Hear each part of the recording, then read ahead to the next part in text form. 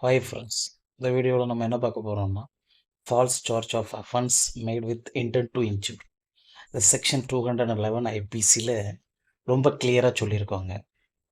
யாராவது ஒருத்தர் இன்டெண்டாக அடுத்தவங்களை இன்ஜூர் பண்ணணும் அப்படிங்கிற ஒரு இன்டென்ஷனில் any criminal proceeding against the person ஏதாவது ஒரு ஃபால்ஸ் சார்ஜ் ஸ்டார்ட் பண்ணால்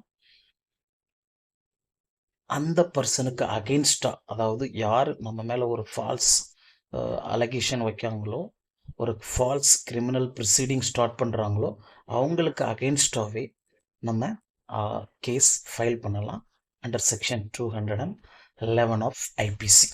ஸோ நம்ம ஃபார் எக்ஸாம்பிள் இப்போ ஒரு பர்சன் வெளிநாட்டில் இருக்காங்க.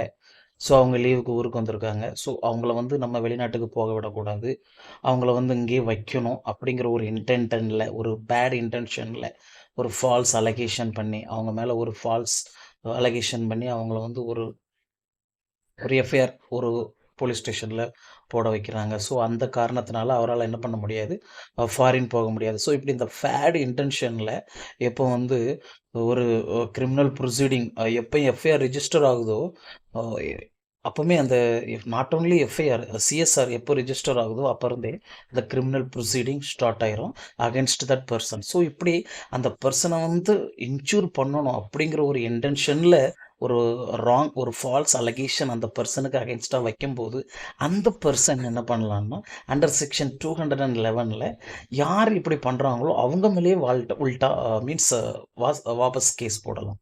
ஸோ அதான் இந்த செக்ஷன் 211 சொல்லுது. இதில் இன்னொரு விஷயம் என்னென்னா, சப்போஸ் அப்படி வைக்கக்கூடிய அந்த ஃபால்ஸ் அலகேஷனுக்கு பனிஷ்மெண்ட் டெத்தாக இருக்குது, இல்லை அந்த பனிஷ்மெண்ட்டு வந்து இம்ப்ரிஸ்மெண்ட் ஃபார் லைஃபாக இருக்குது, இல்லைனா 7 இயர்ஸ் இல்லைனா மோராக இருக்குது. அப்படி இருக்கும் பட்சத்தில் அது வந்து ஒரு பெரிய அலகேஷன். அந்த அலகேஷன் நம்ம மேலே ஃபேக்காக வைக்கிறப்போ, நம்ம அவங்க மேலே திருப்பி நம்ம கேஸ் ஃபைல் பண்ணுறப்போ அவங்களுக்கு வந்து பனிஷ்மெண்ட் எது வரைக்கும் கிடைக்குமா, it may extend to 7 years, 7 வருஷம் வரைக்கும் ஃபைன் கிடைக்கும். அண்ட் அவங்க ஃபைனும் கட்ட வேண்டியிருக்கும். ஸோ சாரி, அந்த imprisonment for life or death or 7 years or more, இப்படி பனிஷ்மெண்ட் இல்லாத வேறு அஃபென்ஸ், அதாவது லெஸ் தென் 7 இயர்ஸ் பனிஷ்மெண்ட் கிடைக்கக்கூடிய எந்த ஒரு அஃபென்ஸும் ஒரு ஃபால்ஸ் அலகேஷன் வச்சாங்கன்னா, ஸோ நம்ம திருப்பி அவங்க மேலே கேஸ் ரிஜிஸ்டர் பண்ணுறப்போ அவங்களுக்கு வந்து பனிஷ்மெண்ட் கிடைக்கலாம் up to 2 years. With the punishment may extend to 2 years or அவங்களுக்கு ஃபைனும் இருக்குது, அல்லனா போத் ரெண்டுமே கொடுக்கலாம். ஸோ இதை எல்லாரும் தெரிஞ்சுக்கணும்.